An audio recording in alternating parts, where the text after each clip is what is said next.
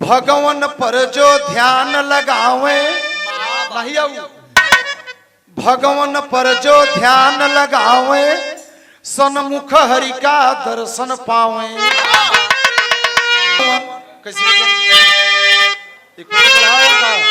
भगवान पर जो ध्यान लगावे और सन्मुख हरि का दर्शन पावे, भक्त के भक्ति से बध जाते हैं भगवान।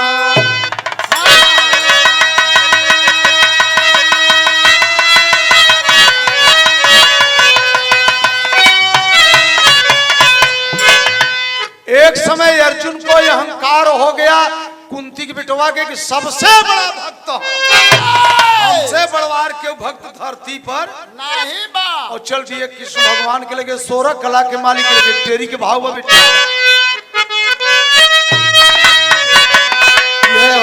अरे प्रभु का अपमनवा किया, हाँ प्रभु का अपमनवा किया, रखे 5 जने दिन तर्क से अंदर बनवा, प्रभु का अपमनवा किया।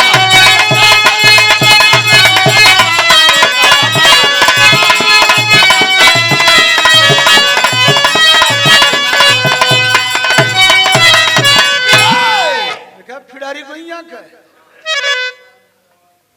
रखे 5 जने बिन तर्क से अंदर बनवा, प्रभु के अपमनवा किया। भगवान के लगे अर्जुन पूछते गए कन्हैया तू हमरे मम्मा का लड़का है लेकिन तू गद्दार है। भगवान कहे कैसे कैसे हम गद्दार है? कहते हैं झलवा में सबसे बड़ा दुश्मन, अरे सबसे बड़ा तुहार भक्त हम धरती तुहार तू भक्त है ना। भगवान कहे तू हमारे फुआ का लड़का है और तोहरे घमंड चढ़ गया। घमंड नहीं सही कहते कहे सजावा रथ सजाए लिए और रथ सजाए के अर्जुन के लिए चल दिए। और कहाँ जाते हैं? अघोर जंगल में। और जब ये अघोर जंगल में जाते हैं तब क्या होता देखा वहां जब अर्जुन जाते हैं और कृष्ण भगवान एक दृश्य देखते हैं। एक पहाड़ की चोटी पर एक महात्मा लाल कपड़ा पहन के बैठा है एकदम पहाड़ शिखर पर। और भगवान कन्हैया जब पहुंचे तो अर्जुन से कह रथिया रोक दे, रोका ही रोका रोक दे। कहे प्रभु अब का भा? कहीं देखा एक पहाड़ की चोटी पर एक महात्मा बैठे हैं, पहले जाके उनसे पूछो कि वो क्या कर रहे हैं जंगल में, क्या कर रहे हैं जरा उनसे पूछो।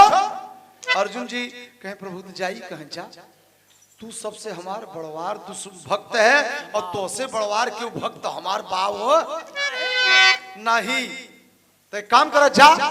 अभी अर्जुन जब जात हम उनके लगे कहे ए महाराज ए महाराज।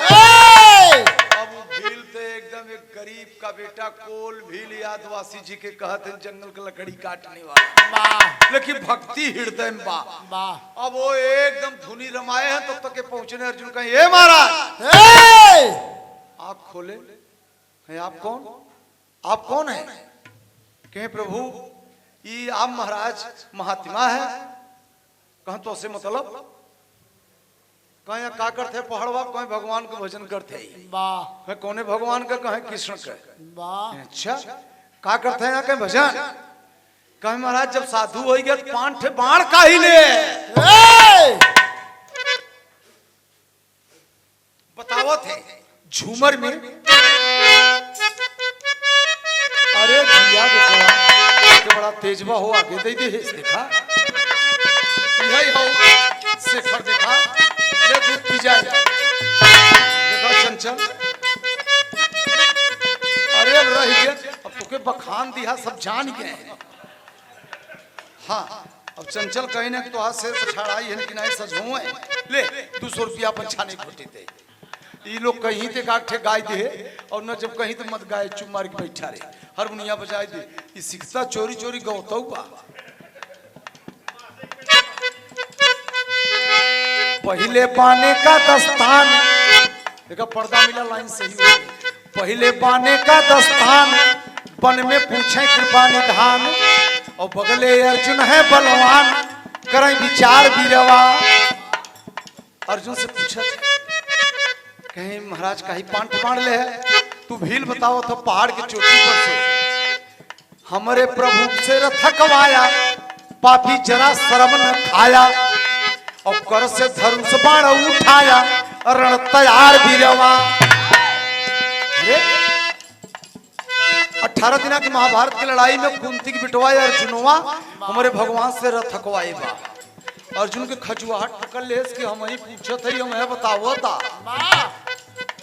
मारब अर्जुन का हम जान बागी कुंती के संतान और अर्जुन कांपे थर थर जवान थर कपार बीरवा। कहीं दिन अर्जुनवा के पाई जब मार दे अर्जुन पहाड़ी की चोटी पर से उतर के आए कहे प्रभु चला आगे कहा काहे का बताएं महात्मा। अरे कहे वही जो महाभारत में रथिया हमारा 18 दिन हाके रहे वही बदे एक बाण लेबा और कहत मारा भी अर्जुन को हम जान बागी कुंती के संतान। अर्जुन कांपे थर थर जवान धर कपार बीरवा। प्रभु अगर जान जाए कि यही अर्जुन है तो अब मार दे तो हल्ला मत कर धीरे से यहाँ से जा। अब तू ही कहे शेखर तू ही सुने सुने नहीं है धीरे से यहाँ से निकल चला। प्रभु जो भी बोलना है मैके पर बेस बने बोलो इन लोगों के सामने पड़े वो मतलब या भाई सुनान है चुरावत है आवाज की चुरावे नहीं चाहे कभी मंच पर ये सबसे बड़ा लड़ाई होती है। चोरी करना उचित नहीं हो ये धोखा होते रे कहे प्रभु चला कहे तो और बाण 4 ठे न ले बाबू कहे प्रभु एक दुश्मन तो हम है गिनाए ले गया अब 4 ठे पता नहीं के गिनाए का पूछा रखे जाए के फिर अर्जुन हिलत कांपत गए कहे अगर जो जान जाए तब हमें तो जिंदगी पार कर दी। अच्छा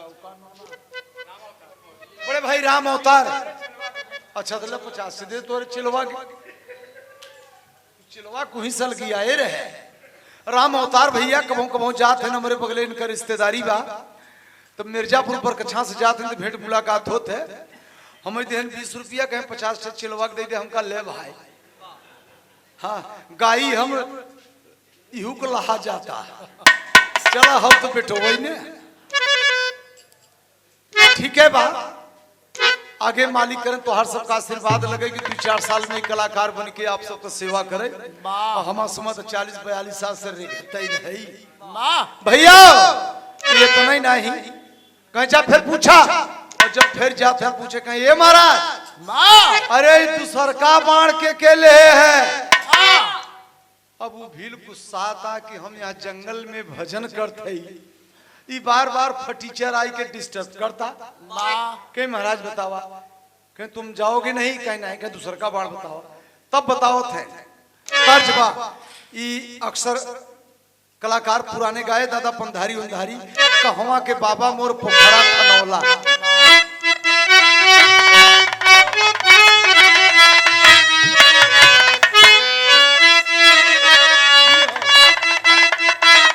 बस बेटा कहे कहवा के बाबा मोरी अरे पोखरा खनवाले मोरवा रे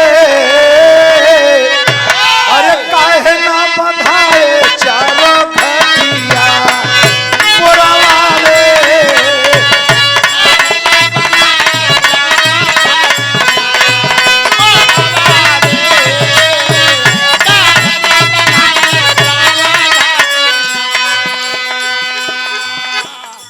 हरि के दुश्मनवा बिना अरे रखे दूसर बनावा द्रौपदी हो न लगे द्रौपदी हो अरे छोड़ब नहीं पापिन के परनावा द्रौपदी हो।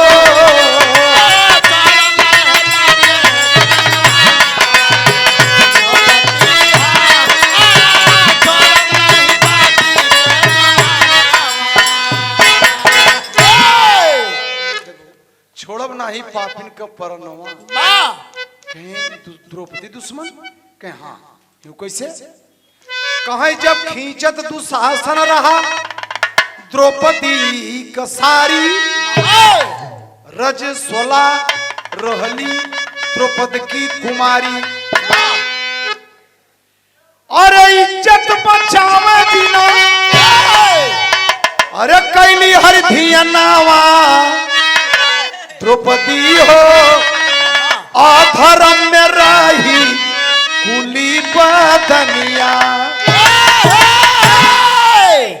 राम में तुम्हारा काटा हम जानत रहते हर कर गए हम कहा हम ही पैतरा खेल जाइए। कहें जिस समय दुशासन चीर खींचत रहा हस्तिनापुर में द्रौपदी राजा के बिटिया द्रौपदी और ये अधर्म में रही और भगवान के बुलाए ले सारी बढ़ावट दे और भगवान के छू ले हैं तो हमारे भगवान अशुद्ध हो गए।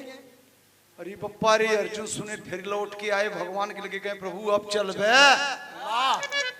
कहीं का भा कहीं एक बार तो हमें बताई दी जो रथिया हाँ के रहे और एक बार जो द्रौपदी के सारी बढ़ाए है ओके बदे एक बार ले भगवान तो कुल जानत है कह तीसरा बार पूछा रचा देखा तीसरा दुश्मन अब की ना हुआ है। तीसरा दुश्मन कहे कहे प्रभु अब मत पठवा हमें कहे जा तू सबसे बड़ा भक्त है जा। अभी अर्जुन के बड़का भक्त ही नहीं करत डर कमारी हिलत कांपत फिर जाते पहाड़ कहा ये महाराज महात्मा फिर उठे ध्यान टूटा कहे रे आप फिर आ गए कहे प्रभु अब 3 बाण बचा बा तीसरा बाणवा के लिए है। वो कहे तुम जाओगे कि अब यही बार बार पूछने आओगे कहे बताओ ना कि एक बार द्रौपदी के एक बार अर्जुन के द्रौपदी की अब दिली है जो सारी बढ़ाएन भगवान पूरज 16 में रही और अर्जुनवा रथ कवाए हे प्रभु महात्मा है आपके क्रोध न हो जाए ये बताओ तीसरा बाण तो तीसरा बाण ई बिरहा में अलग धुन बा ई दादा रामधार के धुन न काटब लोग 100 वर्ष के बिरहिया लिख के गाय के निकल गए ई धुन देखा क्यों गावत है आजकल। अरे मोरे भैया हो अरे मोरे भैया हो अरे तीसरा बनवाई के दिहनी बताई अरे मोरे भैया हो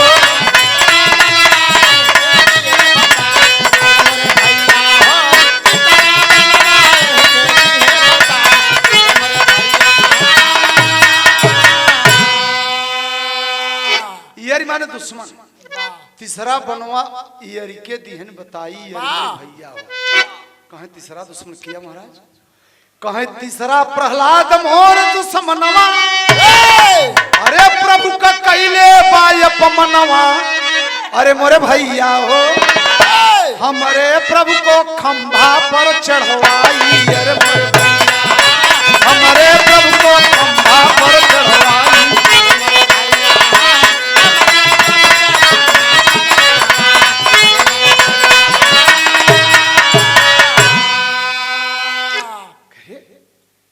हमारे प्रभु को खंभा पर चढ़वा दिया चीटी का हर रूप बनाए विष्णु भगवान सतयुग में चीटी माने ये चूंटी जब हरिणा कश्यप तपा रहा और ये प्रहलाद बात नहीं मानता रहा तो हरिणा कश्यप खंभा लाल कराई दे अब देख और जब खंभा लाल कराई दे तो प्रहलाद सुमिरे तो भगवान उमे आय के रेंगई लागन कुल अगिये बूती गई चीटी का हरि रूप बनाए हमारे प्रभु को टेर सुनाए अरे मोरे भैया हो भगवान आए के लाल खंभा फिरेंगे अगर ही न बुलाए हो तो भक्त प्रहलाद तो हमारे भगवान विष्णु भगवान लाल खंभा पे कभी जिंदगी में ना चढ़ते तो तीसरा बाण ये तीसरा दुश्मन है भक्त प्रहलाद हाँ कहे तीसरा दुश्मन है कहे महाराज यही लागे दू ठेउर बताई दी झंझटे खत्म हो जाए।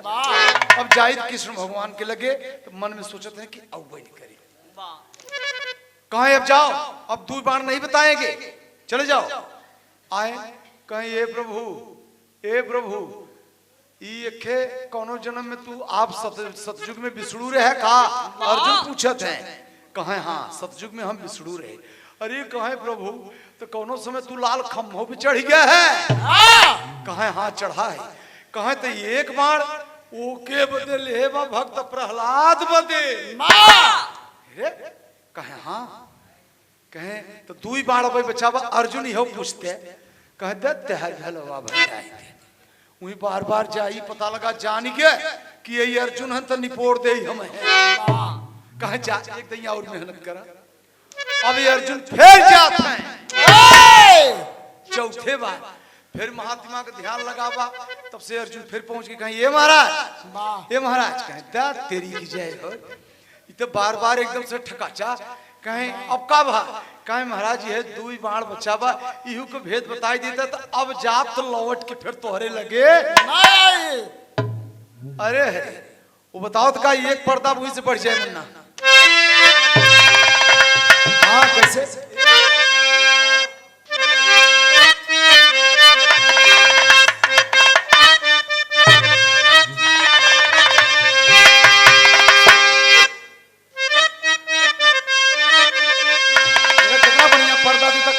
नहीं पड़ता। अरे कहीं एक बार मारब अरे एक बार मारब जसोदा जी के तान के एक बार मारब जसोदा जी के तान एक बार मारब जसोदा जी के तान के एक बार मारब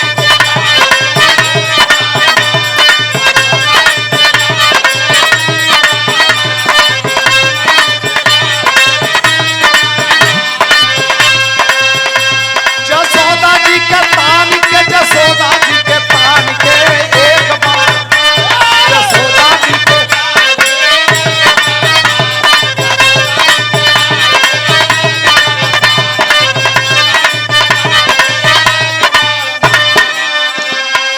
बहुत अच्छे बेटा शिखर मिलावत रहो और पहलू एक बाण मारब हाँ जी बेटा कहते हैं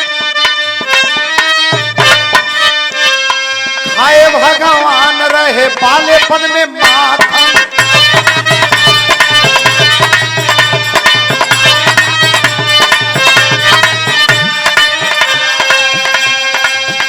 हाँ खाए भगवान रहे बालेपन में माखन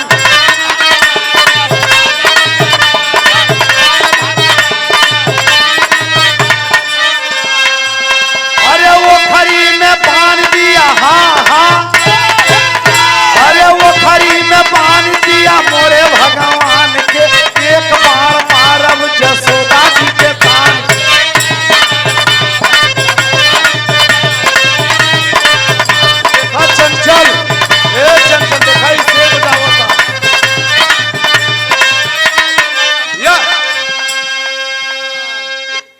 कहा एक बाण मारब जसोदा जी के तान के खाए भगवान रहे बालेपन में माखन तो ओखरी में बांध दीन मोरे भगवान के इतना जसोदा तप गई है जौने दिन जसोदा के यहाँ जंगल में पावा तो एक बाण मारा जसोदा के नहीं बताओ बिटिया जौने दिन जसोदा के पाई गए तो बिना मारे छोड़ब ना ओखरी में बांधे रही भगवान के ओखरी में टीवी पे देखे होवे अरे वो खरी में बाने रही मोरे भगवान के एक बाण हाँ जसोदा जी के पान के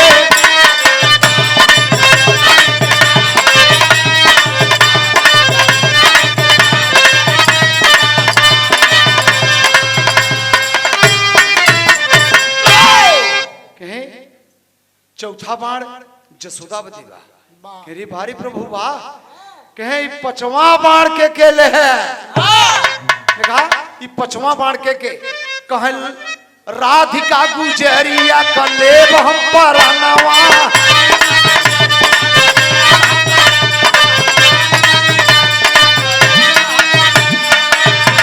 पैसा दे बड़ा ये गरम बा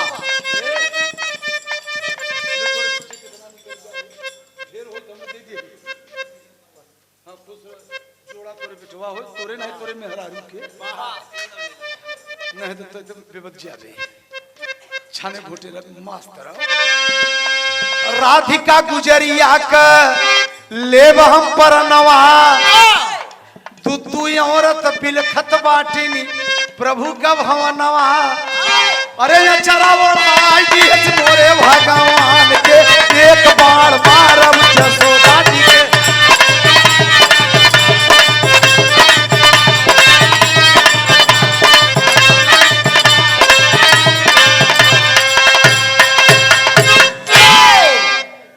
राधिका के हाँ भगवान के मेरे दो दो तीन तीन मेहरारू रुक्मिणी सत्यभामा जामवंती और वैसे तो 8 है और वैसे तो 100 और तौन ई राधा ले जाएगी जमुना किनारे भगवान के भरमाई ले बा जौने दिन पाई गए राधा के बिना मारे न छोड़ब जौने दिन राधा के पाई गए लहान से बिना बिना मारे न छोड़ब कहे ओहो आए अर्जुन लौट के भगवान के लगे कहे प्रभु आप चलबे कहा का बात चौथा बाण कहा तोरे माई की बताए चौथा बाण तोहरे माई के जसोदा के जे पाले रहे मैभा महतारी रहे काहे कि देवकी के पुत्र रहे मैभा महतारी पालन पोषण के रहे नहीं जसोदा मैया तो कहे तुहार मैभा महतारी जसोदा के चौथा बाण तो जसोदे भी देबा कह रे हाँ और कहे 5वां बाण कहे तोरे प्रेमिका राधा बदे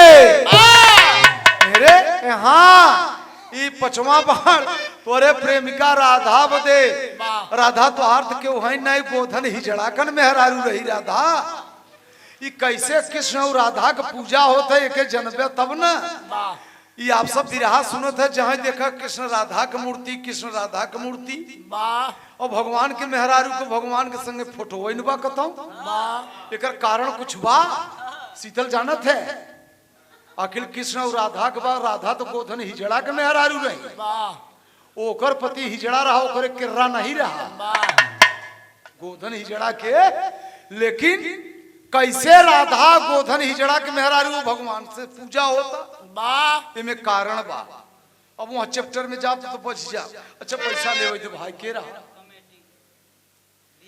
ए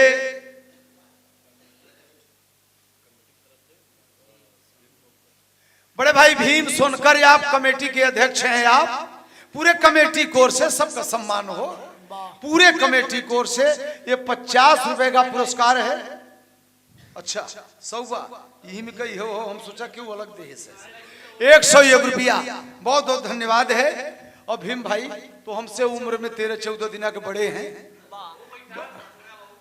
कहा अच्छा अच्छा भीम भैया अच्छा अच्छा प्रणाम प्रणाम प्रणाम प्रणाम तो आप उनके सम्मान में बड़े पिताजी तू तो कहा आप उनके सम्मान में कहे चाहे हाँ कहते हैं हमारे बड़े पिता हैं नरकी गुरु धरनी चेला बैठरनी बैठेली की ठेला हम कहते हैं आप उनके सम्मान में देहत कहे चाहे हाँ कहते नहीं नहीं हमारे बड़े पिता हैं अच्छा चलो ठीक यह मौज हो पब्लिक है गवैया के जब तक भाषा नहीं समझ पाते एक लेडीज से बिरहा रहा मंच पर तो बड़ी नगद लड़की रही ये तनी नगद रही अब का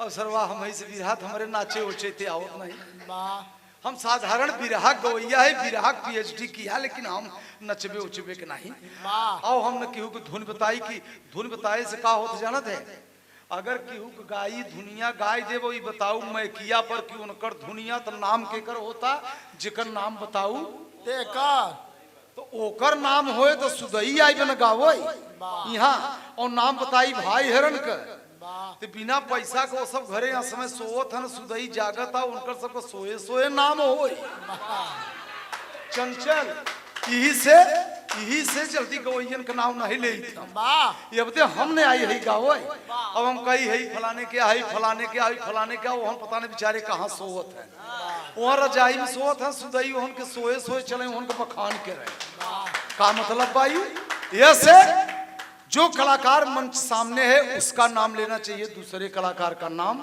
नहीं लेना साथियों कुछ कलाकार जो बहुत पुराने हैं जैसे दादा पंधारी हो गए पूज्य बाबू रामदेव हो गए और एक खमहरिया के बाबू हरे जानत हो एक दया राम रहे आप लोग जानत हो भैया बड़े अच्छे कलाकार चंचल उन्हें न जानते हो खमहरिया के दया राम रहे कि जहां से बाबू रामदेव का बिरहा चुकत रहा वहां से इनका स्वर लगत रहा बड़ी आवाज रही खमहरिया के दया राम चचा के दुनिया में नहीं है अरे बाप रे बाप रे कोट कोट प्रणाम ऐसे सब महान मूर्तियों को सब अपने अपने जगह बढ़िया रहे क्यों गरियाई के नाम कमाई लेस क्यों रेलियाई के नाम कमाई लेस क्यों गाय के नाम कमाए रामदेव उस्ताद गाय के नाम कमाए, हैदर उस्ताद मेहनत करके गाय के नाम कमाए, कैलाश दादा बतियाई के नाम कमाए ले, बलेश्वर चचा सबके रे रियाई के नाम कमाए ले, नसुड़ी रम्मई लाल कई के नाम कमाए ले।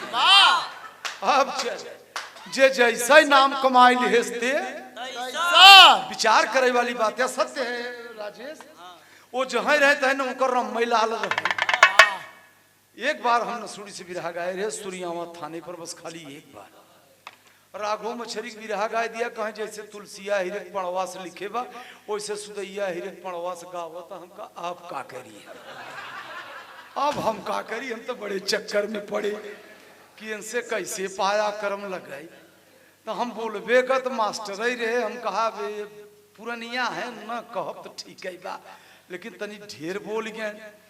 तो कहे राम मेहर बसुआ रहे, सीता हर जाई रही, तब तो हम कहा अब न छोड़ब, अब न छोड़ब। हम कहा अब न छोड़ब, हम महाराज जी के भगत, अब ये राम के मेहर बसुआ सीता के हर जाई बनोत है।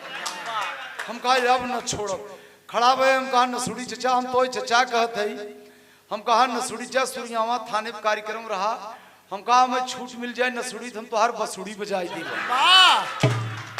हम कहा मैं छूट मिल जाए तो हम तो हर बसुड़ी बजाई देवे के, सुन लिए है हमार नाम सुदई बा कि हम बजाई दे बसुड़ी। हम कहा यार तू कहत है भगवान के, तू भगवान के त्रेता युग में पहुंच गए और तोहर माई हर जाई न रहे जो तोहरे बाबू संगे आई तो पैदा की। अगर वो हर जैयापन न के होते तो तू होते कहाँ से?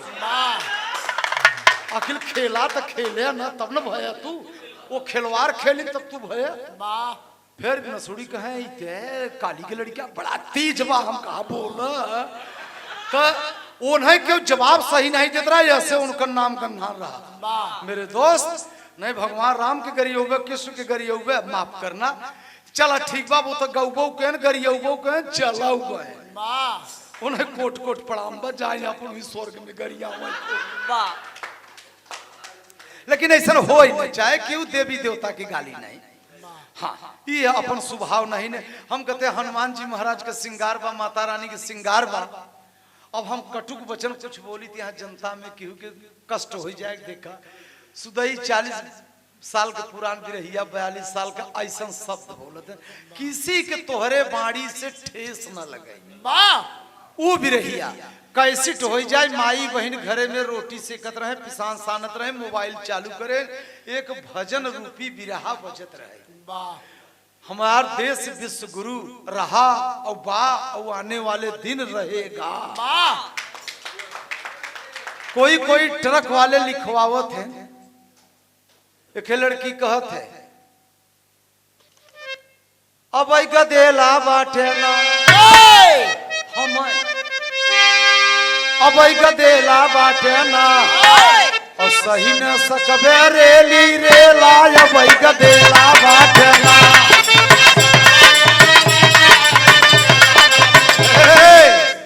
तू लड़किया के जब हमार नंबर आए तो हम कहा बिटिया चापू तो हम गदेला है ये। हम कहा कतौ छोटी आई जाबू ना, ढेर कबन जिन बड़की माई कतौ छोटी आई जाबू ना।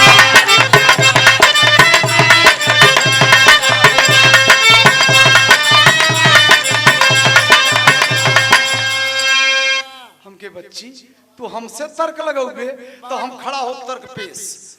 ढेर कबन जिन बड़की माई कतौ लती आई जाबू ना, कतौ झूठी आई जाबू ना। कह रही पारी हमका तोहरे दुनिया में हम फिट करब, दूसर धुन न गाओ। माफ करना तो कलाकार कौन महिला रही वो का नाम नहीं उचित नहीं है, लेकिन ध्यान दीजिएगा बिरहा में आए अर्जुन कहें प्रभु 5 बाण और 5 खतरनाक बताए, 5 दुश्मन के कहें पहला तो हमें बताए जो रथिया हाँ के रहे कहे हाँ, कहे दूसरा बाण जो द्रौपदी के चीर बढ़ाए रहे तो द्रौपदी बदे ले बा, कहे तीसरा बाण कहे भक्त प्रहलाद बदे ले बा, वो जो लाल खम्हवा पे चुटिया बन के चढ़ा रहे कहे चौथा कहे तोहरे माई के जसोदा के कहे काहे कहे जो वो खरिया में बांधे रही तू नान कर है तो माखन उखन खाए रहे तो खरी में बांधे रही कहे हाँ, कहे तब 4 बाण कहे 5वां कहे राधा के तोहरे प्रेमिका गोधन ही चढ़ा के मेहरारू के और नहीं तू प्रेम करते है। प्रेम का मतलब दूसर होता है। प्रेम का मतलब ये प्रेम मत समझे आप प्यार कर ले घड़ी दो घड़ी वो भगवान से। एक जने कहे सुधई राम कौन घड़ी बढ़िया होता हम कहा तू ही बताओ। कह सबसे बढ़िया है चमटी सोना। तो एक मिला पगले रहा तू बकचो तू कहता ना सबसे बढ़िया है चमटी काजल।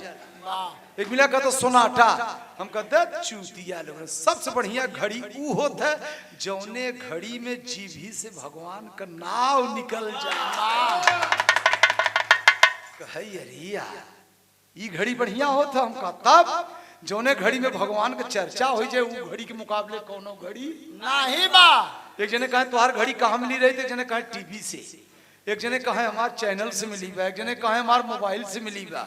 एक जने कहे हमारे ट्रांजिस्टर से मिली बा। हमसे पूछे सुदई खलीफा तुम्हार घड़ी कहाँ मिली बा। हम कहा सरहजी के हाथे ससुरारी में मिली बा। जब अंगने में बैठा रहे तो सरहजी के हाथे हमार घड़ी ससुरारी में मिली बा। कहे अरे यार गजब है तू। हम कहा तनी सोचा कर बात के भैया हो तो भाई लोग इतना दूर से आई है। और एक बात और कहब कि हमार विराह समाप्त है बाबा। जैसे कुलजन बैठा है और चंचल बिटिया के एक ठे विराह एक दिन तेरही में मिली रहे उस सुरेरी में। आज वैसा बिटिया नहीं गावत है चाहे तो कई दिन गाये हो गया हो। आज नहीं तो एक ठे मिजाज से एक ठे लोगन के विराह सुनावा हम कहानी आप फरियाद दे थे बस। और चाय के व्यवस्था देख हमारे दू विराह खत्म। तनी सा कमेटी वाले भाई से निवेदन है कि भाई लोग हाँ आप हैं तनी सा चाय हुए हाँ जागे में देखा ना जैसे इकर मतलब बताई दी। जैसे चलत चलत बैरिंग जब गिरिश सूख जात है ना तो किर्र किर्र करे लागत है। और अच्छा गिरिश पाई जात है ना तो छटकहन हो जात है। तो अच्छा चाहिया पिया देव ना तो कुल लड़के बेचारे ताजा हो जाए। अब भगवान कन्हैया से अर्जुन कहे ए प्रभु अरे कुल अनर्थ हो गया 5 बाण 5 खतरनाक। कहा तब भगवान कन्हैया जब अपने माई का और राधा का नाम सुने कहे चलब हम चलब पहाड़े पर। अर्जुन कहे ना ना ना ना प्रभु ना प्रभु ना प्रभु। अरे हम मत चला कहे ना चलब हम की। और अर्जुन जब के लियाई के जब कृष्ण भगवान गए तो फिर वो भील बैठ गए भजन में।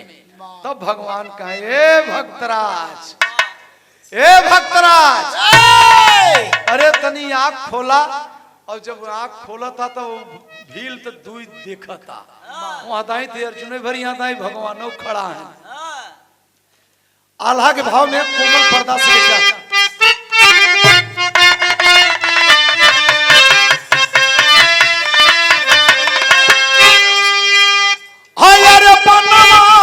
मोहन यापन बदल दिए तनवा और अब कैले दर्शनवा अरे सुनाई सबा।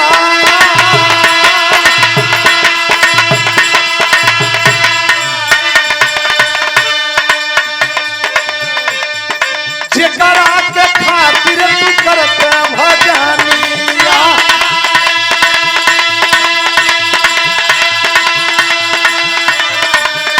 अरे वो हैया जया के खड़े हैं करता।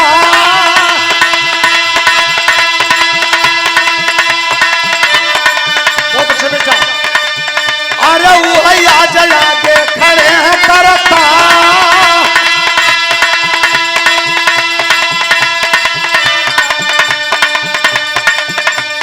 जल्दी चरनिया पे गिरे यही घरिया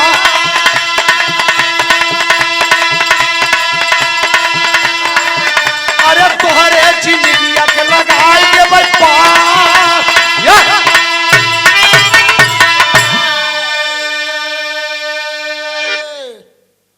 कहे भक्तराज तू जेकर भजन करते है वही हम है। धन्य रे सोरह कला के मालिक कृष्ण भगवान। एक बार ही जनता में सोरह कला के मालिक के ताली हो जाता बढ़िया रहा कृष्ण भगवान के नाम पर। वाह बारे बथुआपुर चौराहा वाले बाहरी काट बहुत बहुत धन्यवाद। सोरह कला के मालिक को एक गरीब के बेटा भील से कहें कि भक्तराज तू जेकर चिंतन या पहाड़ की चोटी पकड़ थे वही हम खड़ा है।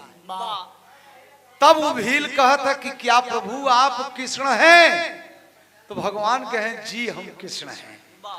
अब वो पट से भील उठा, जब जान गया कि ये कृष्ण है, पट से धनुष बाण उठाए के पीन पर बाण चढ़ाए। इसका ही बते वो जान गया कि जब ये कृष्ण है तो एकर मतलब अर्जुनवा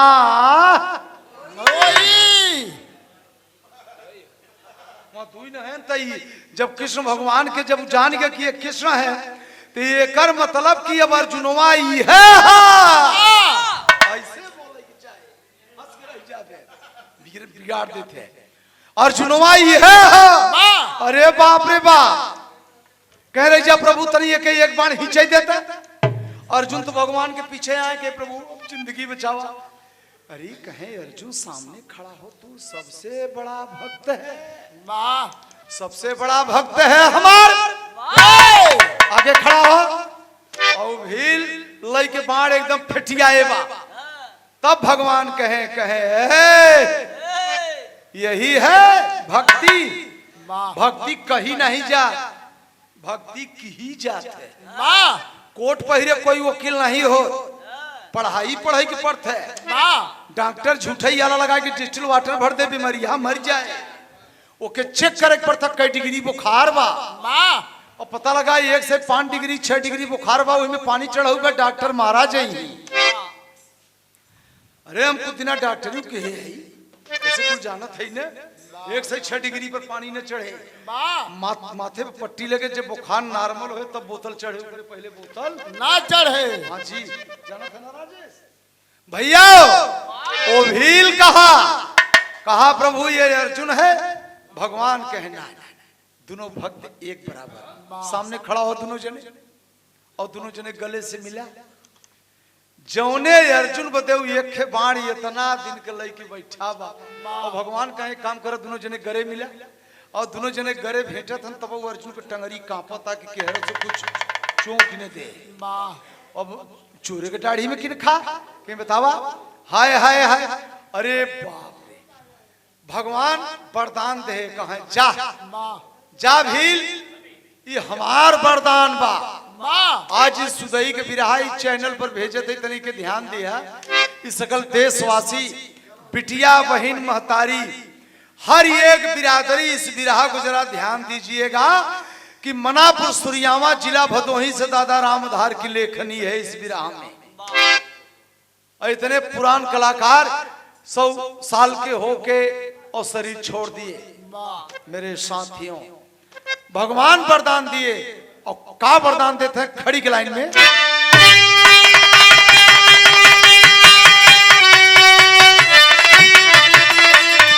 अरे बना मिले राजा, बना मिले हो राजा बना, तो देसी घी का सोहारी।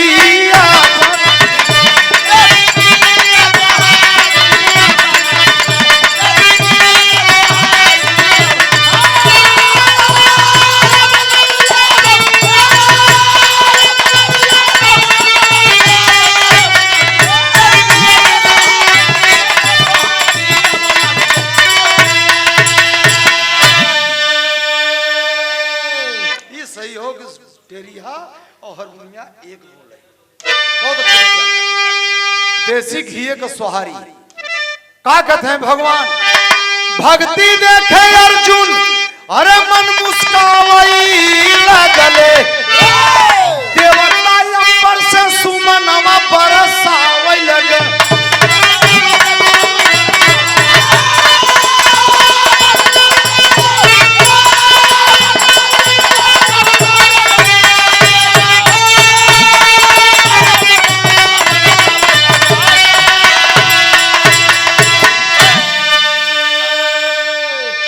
भक्ति देखे अर्जुन मन मुस्कावे लगले, देवता अंबर से सुमनवा बरसावे लगले। हाँ, सुमन कह देवे, सुमन माने लड़का, और मन लगा देवे सुमन, तो सुमन माने फूल और सुमन माने लड़का। साथियों, भगवान करत का है वो 5 बार में से बिरहा समझे, गरीबा बथुआपुर चौराहा वाले रात के जागव सफल हो जाए, याद रखबे सुदई राम जी गाय रहे। जो 5 बाण रहा वही में से 3 बाण लेके 3 बाण का बनाई दी है, यही भारत का तिरंगा। अब चले खोज करे के लोग कहते हैं अशोक सम्राट बने हैं, 3 बाण का बनाई दी है भगवान भारत का तिरंगा। जब 3 बाण लेके तिरंगा बने 3 कलर, अब 2 बाण वहां भक्त का बचावा। और तब जब 3 कलर का 3 बाण का तिरंगा बनाई दे तो भील कहे भगवान ही होए का, कहे कलयुग में ही फहराई जाए। अब परीक्षित गद्दी पे बैठी, परीक्षित गद्दी पे बैठी ही, अब कलयुग लगे 5 पांडव हिमालय गलई जई, वहीं से धर्मराज जियते स्वर्ग जई। पुष्प विमान से ये जियते स्वर्ग जई, 5 जने 4 भाई और द्रौपदी गल जई और परीक्षित राज करी। परीक्षित के रहा भीम का नाती घटोत्कच का लड़का। यार वेद रामायण तो हम सब कुल छान के न बैठा ही। ए साथियों यार, कहे जब परीक्षित गद्दी पे बैठी, पांडव हिमालय में जाई, कुंती तड़प के मरे। और ये तनाई भरी नहीं, ये तनाई बना 3 बाण का तिरंगा ही भारत का शान होए। अच्छा तो इंटरनेट खोल के देख ले करे, पहले भारत माता का नाम रहा, ये कैसे भारत माता पड़ा के धराए। तब भगवान कहे कि भक्तराज ये 3 बाण का तिरंगा जब वो भील सुनस की फहराई जाए, तब वो वरदान मांगे से भगवानों से कहे प्रभु एक प्रश्न हमार सुन ले। कहे का, कहे जो 3 ठे तिरंगवा 3 बाणे के बनाई दे है, यही बिचवा में आपन ये जो तोहरे अंगुलिया पर चक्रवा नाचता, यही तिरंगवा में बिचवा में दे दी थे तो बड़ा बढ़िया रहा। तो जब तक तोहरे भक्त कई तिरंगा फहराए और तब तक तोहरे भक्त के संगे भगवान के चक्र चले। अब लोग क्या कहते हैं चरखाया तीलिया है, नेट पर देता है यस करता हो हस करता। मेरे साथियों भगवान ही तिरंगा में अपन चक्र दे कि जा इसी तिरंगा के बीच में हमारा चक्र रहेगा। और तब अब ये तो नहीं थोड़ा सुनत 5 दुश्मन के दस्तान, कहे अब तू यह कलयुग में कुछ दिन के बाद, कलयुग लगा था परीक्षित गद्दी में बैठे थे, कुछ दिन के बाद तुहार घरे घरे पूजा हो। कहे प्रभु कैसे, कहे तू बहुत बड़ा विद्वान हो गए। वो भील के भगवान वरदान देन, कहे प्रभु का भगवान कहते हैं भीमराव अंबेडकर कलयुग में नाम पड़ेगा तुम्हारा। भीमराव अंबेडकर के नाम से कलयुग में तुम घरे घरे पूजा लोगे, तुम बहुत बड़े विद्वान होगे।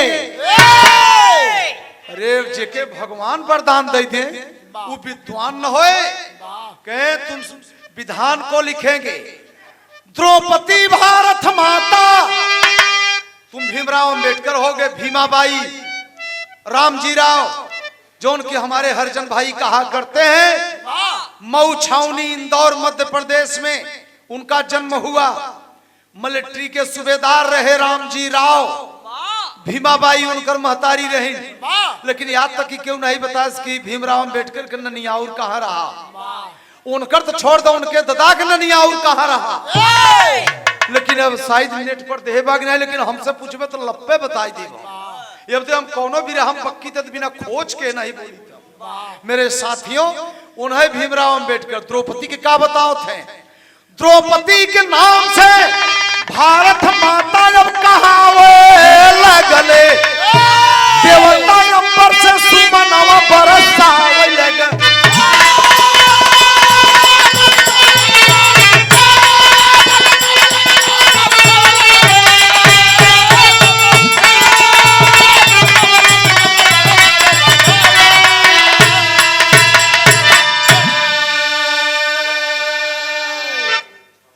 द्रौपदी के नाम पर, द्रौपद राजा के बिटिया के नाम पर नाम पड़ी के भारत माता की जय। द्रौपदी भारत माता बन कहावे लगले, देवता अंबर से सुमनवा बरसावे लगले।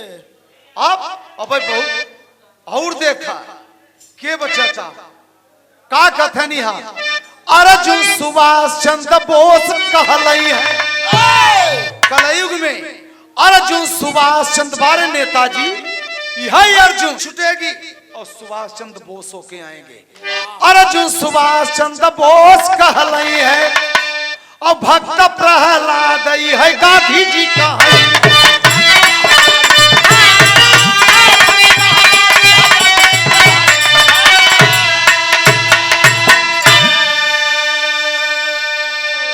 भक्त प्रहलाद महात्मा गांधी के नाम से जाने जाएंगे। ये भगवान का दिया हुआ वरदान द्वापर युग का वरदान ये भगवान का दिया हुआ कि यही भक्त प्रहलाद महात्मा गांधी होंगे और सबके असली खतरा पर रहेगी। मेहरारू पैसा लेकिन पट से वही डली बरम बाबा के लगे केहू के मेहरारू हो हमारे हो आप कहो केहू को पैसा ले तुम्हें महात्मा जी के नोटिया छपी बना गांधी महात्मा गांधी के चश्मा लगाए हैं नोटिया में और जब क्यों पैसा रखे मास्टर साहब का केहू के मेहरारू मतलब जो पैसा हमारे भाव क्यों कहते सबका और पैसा ले हैं जब तो पर से कहाँ ले थे वहीं में तो महात्मा गांधी वहां चला गए कि नहीं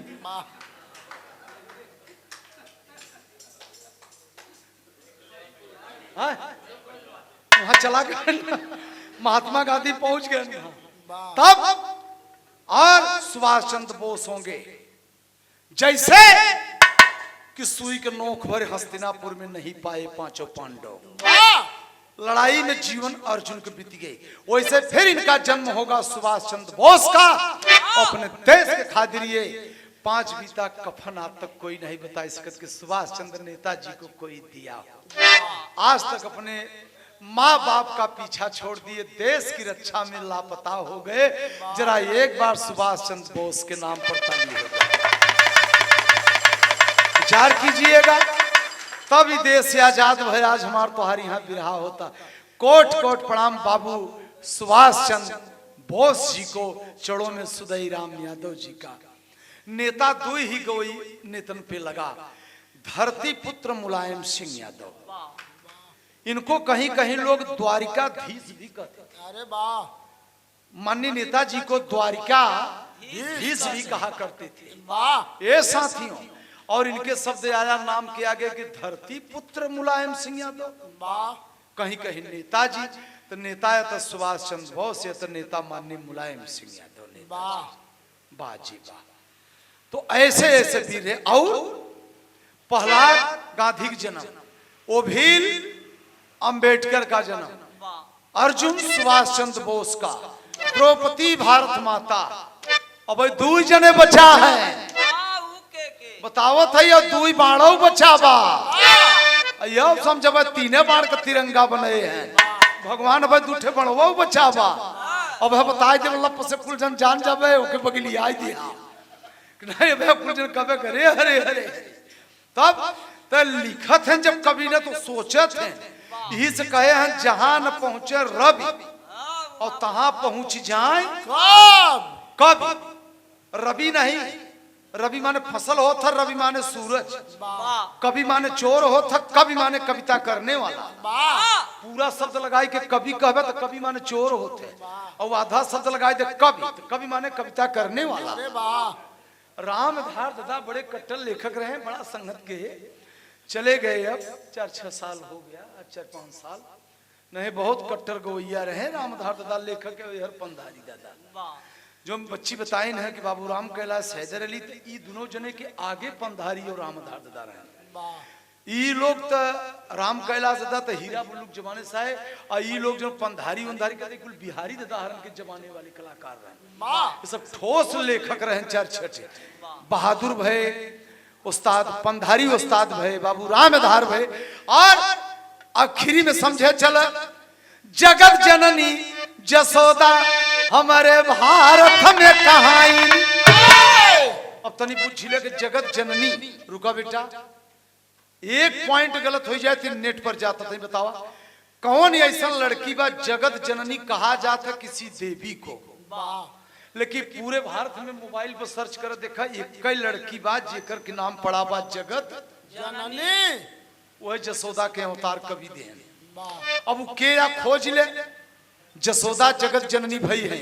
और कलयुग में कहना है जगत जननी भाई जसोदा जी कहाई। अरे हरे जगत जननी खोजबे तो मिल जाए। अब हम पर्दा नहीं खोलत है। जगत जननी भाई जसोदा जी कहाई। बारे जसोदा माई की जगत जननी कलयुग में आएगी बन गयो। वहां समय भगवान कमाई, यहाँ समय जगत जननी। लेकिन ही दरिया बात, लेकिन क्यों समझ नहीं पाओता। अब तो चला कब हम फिर बताई ने खड़ा हो तो बताई दे। कहना है का और राधिका गुजरिया तो मीरा बनी आई।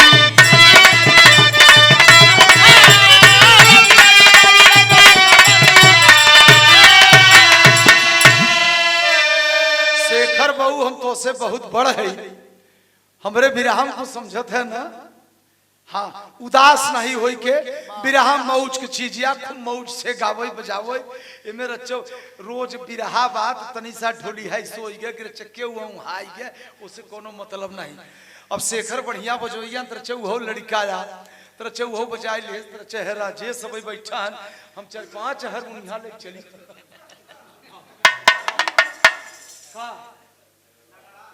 नगाड़ा 4। हाँ नगाड़ा रहा तो 4-5 दरे ऊपरी मांगा और 1 दरे ऊपरी मिलबे नहीं की गोहरी है।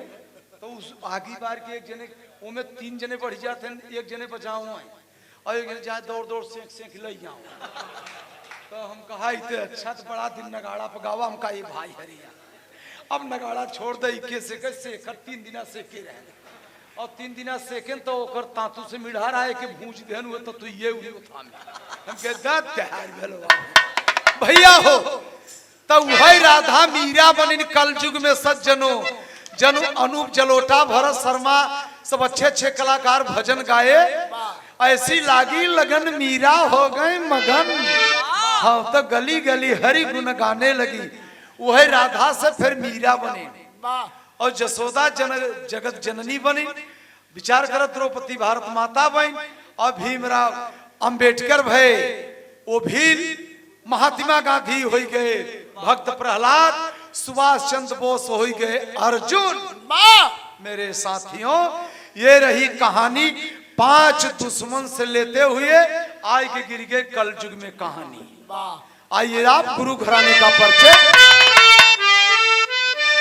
महाबली गुरु पंचम मक्खन राम यधार पंधारी। पंधारी दादा के ऐसे नाव लिहा बगले गवैया है। हम उनके अखाड़े के नाई है, लेकिन फिर भी हमारे बगले के रहे बुजुर्ग रहे तो नाव ले लिया तो छोट ना हो जाओ। महाबली गुरु पंचम मक्खन राम यधार पंधारी। प्यारे लल्लन कलम चलावे और सींच गए फुलवारी।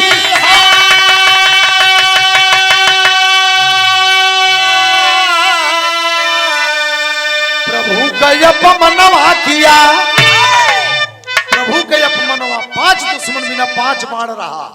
प्रभु का अपमनवा किया अरे सुदैया तो पूजन जनता का चरणवा। प्रभु का अपमनवा किया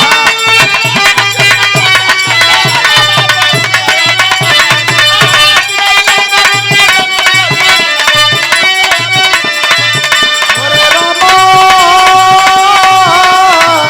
अरे मोरे रामा हो राम।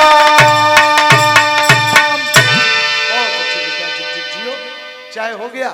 ए बाजा वाले भैया तनी सा हम बताइए न हो तो माइक्रोफोनवा एक बार दे दी क्या। हाँ हो सकत है नहीं बच्ची के गाँव में कुछ दिक्कत। हाँ तो